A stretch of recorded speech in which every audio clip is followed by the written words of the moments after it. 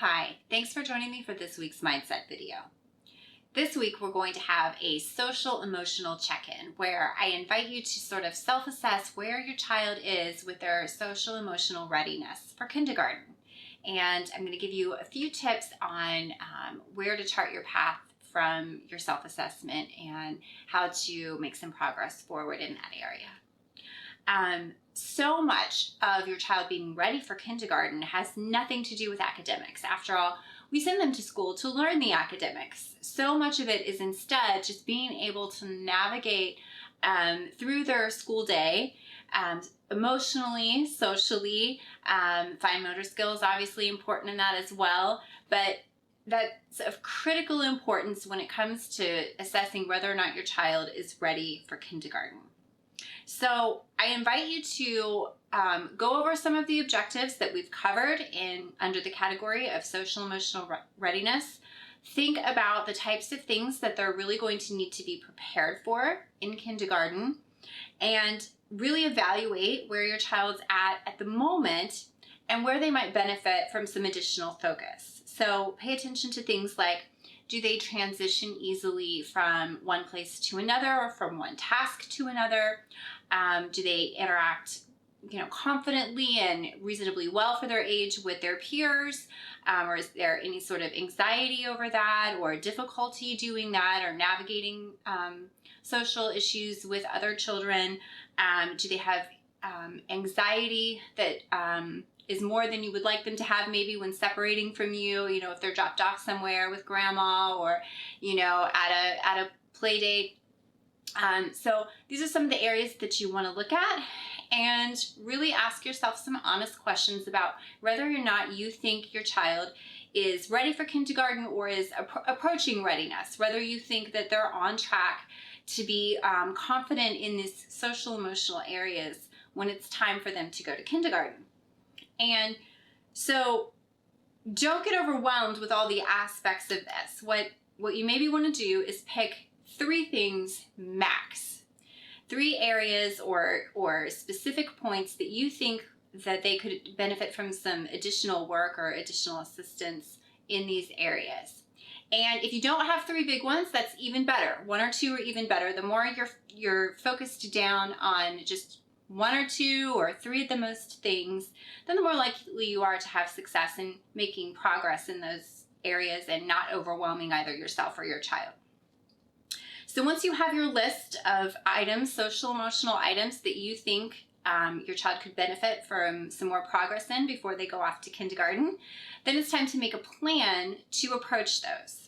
So because of the importance in the social emotional learning area to kindergarten readiness, feel free, if you need additional time to work on these 3 things on your list, feel free to back off on some of the other activities that we have going on in this course, the more academic ones, because they will, after all, tackle these things in kindergarten as well. So, especially areas that you feel your child is strong in. So if they're particularly strong in counting and math, you can take a break from that and choose to focus more on these social emotional issues instead. Free up some time to be able to devote some more energy to this. One of the ways that you can tackle them is to revisit activities that tackle these areas from this course. So go back and look at these objectives. You got your top 1 or 2 or 3 things. Go back and pull some of the activities that address those issues in this course and revisit those, or maybe find some time to get to ones that you didn't have a chance to get to before. Another great thing to do is to look either online or at the library for parenting books that also address this topic, but this is under the category of seeking help, and you want to make sure that the sources and experts that you look for align themselves with your parenting philosophy. It's only going to cause more problems, more angst over this if you are taking advice and getting help from experts who don't align with your philosophy on how you want to raise your child, what you believe is the best approach to parenting, discipline, things of that nature. So make sure that the experts that you're taking advice from, that they are aligned with your values.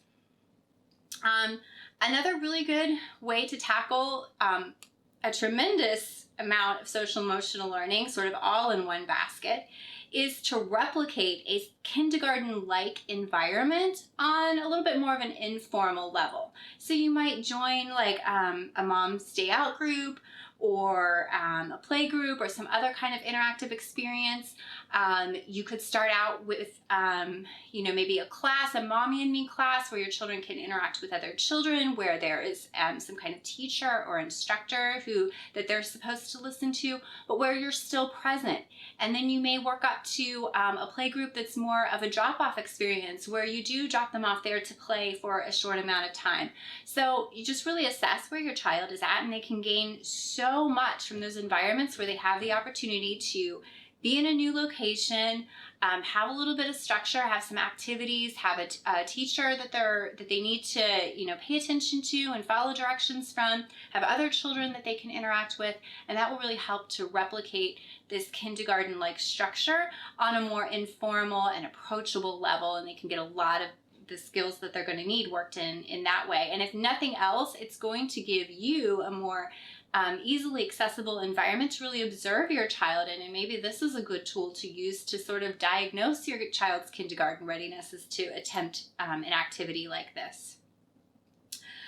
So once you make your plan, again, even if you have to skip other activities, this is, if you have a date that your preschooler is going to be starting kindergarten, and that's kind of a hard, fast date for you, you want to give this one that this objective, that extra time and attention that it needs in order for your child to be ready, even at the expense of some of the more academic subjects.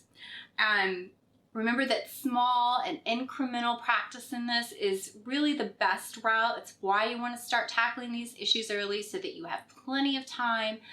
Your child is far less likely to backtrack or to regress if they're making small steps and incremental progress on these things than if they're making giant leaps forward. So even though you might have a play date drop off that goes, the very first one goes fantastic, and there's no issues there, that doesn't mean it's going to be fantastic every time for your child.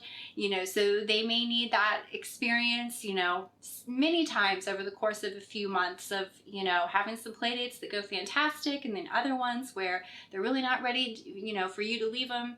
And so that's why it's important to start early and to give them that ability to take their time with it. And speaking of time, sometimes that's all you need to do. Sometimes this is just simply a readiness and a maturity issue, and it is something that time by itself will solve. And that's often the best route to go if you have the luxury of doing that. So sometimes, if you just sense that your child is having a lot of anxiety over leaving you, or there's another social emotional objective that there's a particular, they really are struggling to maybe get along with other children, and you just don't feel like the readiness is there, and you have questions about are they going to be ready in time.